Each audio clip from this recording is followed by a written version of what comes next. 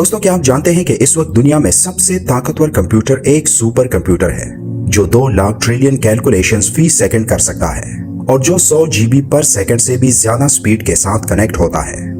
لیکن قرآن پاک میں موجود ایک صورت ایسی بھی ہے جس میں موجود کوڈنگ کے آگے یہ جدید سپر کمپیوٹر بھی صفر ہے۔ سورہ الکوثر قرآن کریم کی سب سے چھوٹی سورت ہے، لیکن آپ یہ جان کر حیران رہ جاؤ گے کہ قرآن کی اس چھوٹی سورت میں نمبر 10 کی کوڈنگ اس انداز سے موجود ہے کہ آج کا سپر کمپیوٹر بھی اس کمال کوڈنگ کے سامنے صفر ہے۔ قرآن کی یہ سورت صرف 10 الفاظوں پر مشتمل ہے، جس کی پہلی آیت میں موجود حروف بھی 10 ہیں۔ اسی طرح دوسری آیت میں بھی ٹوٹل حروف 10 ہی ہیں، پھر آخری آیت کے حروف کی تعداد بھی 10 ہیں۔ وہ حروف جو اس صورت میں صرف ایک دفعہ آئے ہیں ان کی تعداد بھی 10 ہیں۔ اس پوری صورت میں سب سے زیادہ تکرار سے جو حرف آیا ہے وہ حرف الف ہے جو 10 دفعہ آیا ہے۔ اس صورت کی تمام آیات کا اختتام حرف را پر ہوتا ہے جو کہ حروف ہجا میں 10واں حرف شمار ہوتا ہے۔ قرآن مجید کی وہ صورتیں جو صرف را پر اختتام پذیر ہو رہی ہیں ان کی تعداد 10 ہیں،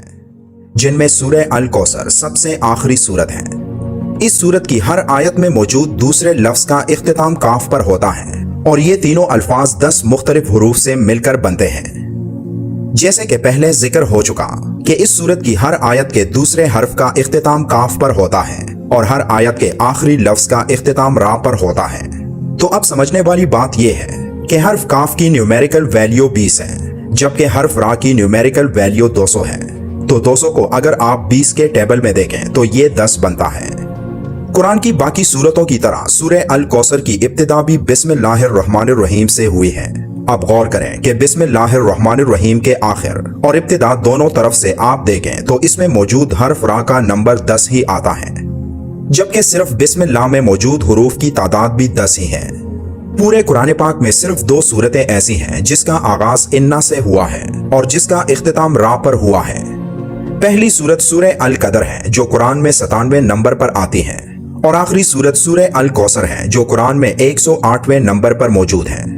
اب ان دونوں صورتوں کے درمیان صورتوں کی تعداد بھی 10 ہی بنتی ہے۔ قرآن کی 97ویں صورت یعنی سورہ القدر میں حرف را 10 مرتبہ آیا ہے،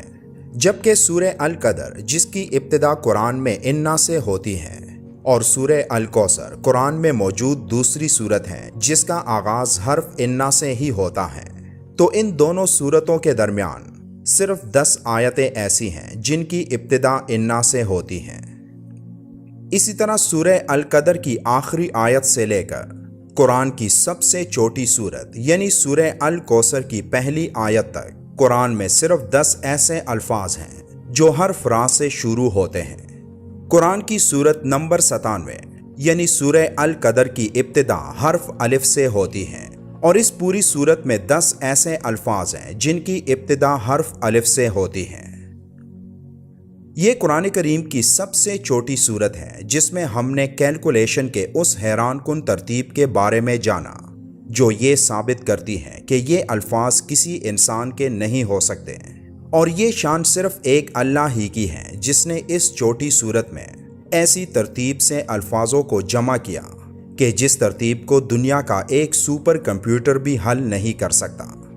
اب آپ سوچیں کہ یہ تو قرآن کی سب سے چھوٹی صورت ہے، تو قرآن کی باقی صورتوں میں کتنی کیلکولیشن موجود ہوگی؟ یقیناً آپ کی سوچ کام کرنا چھوڑ دے گی جب آپ اس بارے میں سوچنا شروع کر دیں، اور اسی لیے اللہ تعالیٰ قرآن مجید میں فرماتا ہے کہ ہم نے اپنے بندے پر جو کچھ نازل کیا ہے اگر تمہیں اس میں شک ہو تو اس جیسی ایک صورت ہی لے آؤ۔ اللہ تعالیٰ مجھے اور آپ کو حوض کوثر سے مبارک پانی پلائے جس کے بعد ہمیں پیاس ہی نہ لگے، آمین۔